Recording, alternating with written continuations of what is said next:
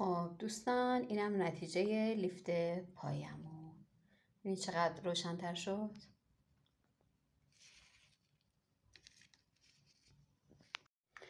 خب اینم نتیجه کار لیفت پایمون. ببین چه پایه خوبی داده. قشنگ لیفت کرد با همون تکنیک. امیدوارم از این آیتم استفاده مفید را برده باشید. وقتی مویی رو پایه 7.5 دکلور استوب میکنه، میایم از تکنیک لیفت پایه استفاده میکنیم. پودر زغالی 1 پیمانه به اضافه اکسیدان 6%، به اضافه ماسک مو، به اضافه شامپوی ضد زردی و کمی آب جوشیده و سرد شده را با هم ترکیب میکنیم و به مدت 1 الی 20 دقیقه روی سر مشتری ماساژ میدیم. من اینجا از کالیته استفاده کردم.